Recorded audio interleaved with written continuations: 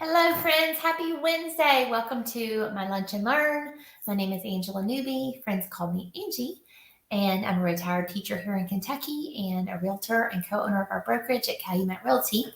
And I love to help you learn all about the real estate market and learn how to buy a home, how to sell a home, anything you need related to real estate. I'm your girl to help you with that.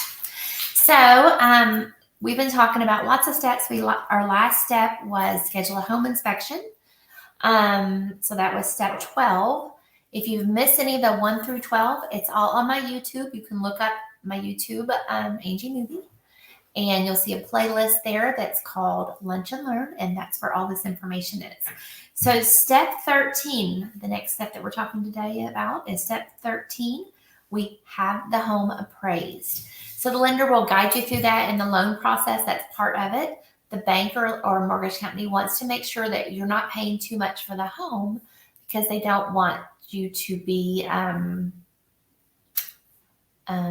want you to be able to have an asset and not be in the red. They don't want you to, they don't want to loan you more money than a house is worth, basically. So you have an appraisal, and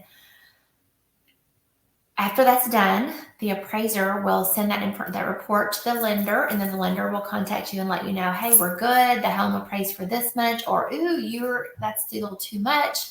And in that case, if your contract is too much than what your house is appraised for, they'll recommend that you go back to the seller and renegotiate. And if you can't renegotiate in terms, you have two options. You can either, one, pay cash for the difference, or two, you can decide not to buy the home because they won't lend you the money. So that would be the situation there. So those are really crucial to have your home appraised. Even if you're someone who's buying cash for a house and don't have to use a bank or anything, I would still recommend getting a house appraised because, I don't want to pay more than something's worth on anything, not even food or clothes, much less a home or a car. So be a wise consumer, get the home appraisal, and don't spend more money than you have. Number 14, you want to negotiate any repairs or credits with the seller. So you had the home inspection scheduled, you've already had it, and there are some issues that came up. Maybe the downspouts don't go from the gutters, don't go all the way out from the house. You want to get water away from the house and keep water away from the house. So that's something that needs to be addressed. Maybe there's some electrical or heating and air conditioning issues.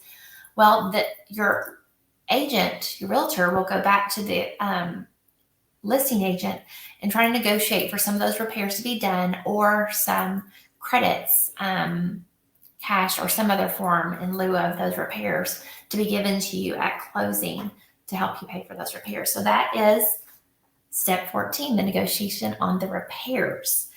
And then last but not least, 15 is the big party. That's the closing.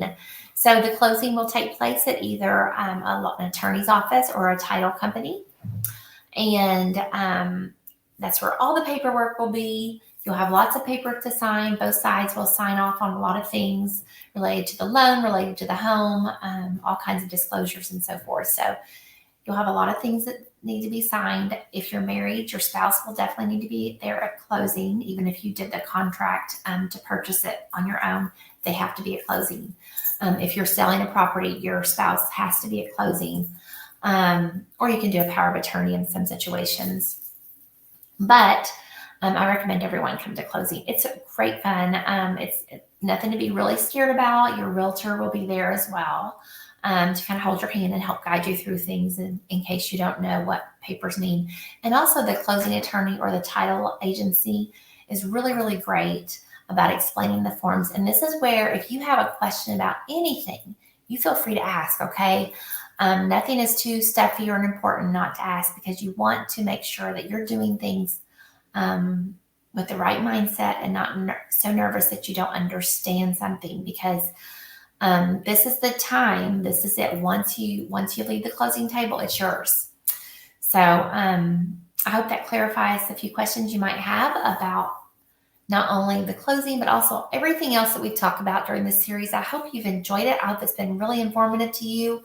If not, if you've miss anything, don't forget you can go back to my YouTube channel and purge and watch them all. They're all like 10 minutes or less. So 50 minutes, you'll be done.